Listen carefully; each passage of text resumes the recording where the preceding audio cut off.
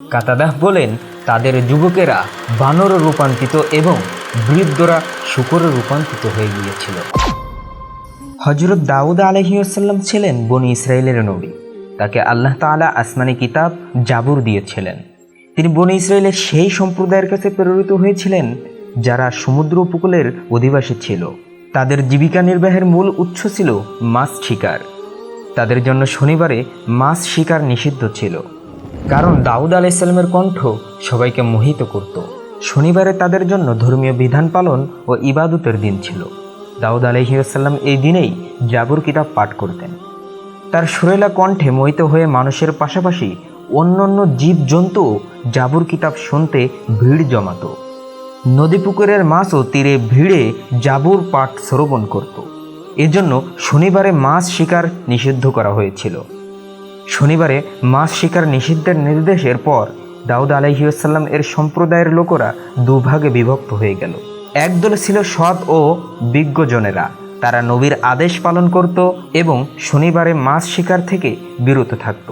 অপর দল ছিল অবাধ্যরা, তারা নবীর সেই আদেশ অমান্য করল। শনিবারে সরাসরি মাছ শিকার না করলেও জাল দিয়ে আটকে ফেলত ও রোববারে সেসব মাছ ধরত।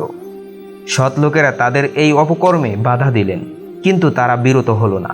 অবশেষে সৎ লোকেরা অবাধ্যদের সঙ্গে যাবতীয় সম্পর্ক ছিন্ন করে পৃথক হয়ে গেলেন, এমনকি বাসস্থানও দুই ভাগে ভাগ করে নিলেন।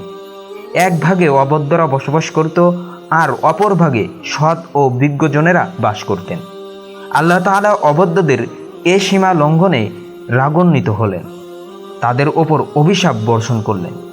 তারা আল্লাহর ক্রোধে বানরে রূপান্তরিত হয়ে গেল।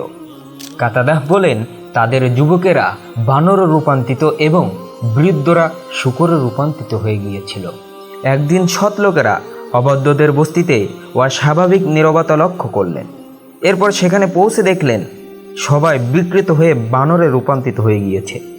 হাদিসে এসেছে, এক সাহাবী একবার রাসূলুল্লাহ সাল্লাল্লাহু আলাইহি ওয়াসাল্লামকে জিজ্ঞাসা করলেন, ইয়া রাসূলুল্লাহ, আমাদের যুগের বানর ও শূকরগুলো কি সেই রূপান্তরিত ইহুদি সম্প্রদায়? রাসূল সাল্লাল্লাহু আলাইহি ওয়াসাল্লাম বললেন, আল্লাহ তাআলা যখন কোনো সম্প্রদায়কে ধ্বংস করেন অথবা তাদেরকে শাস্তি দিয়ে থাকেন, তখন তিনি তাদের অবশিষ্ট বংশধর রাখেন না। মুসলিম হাদিস নং 2663।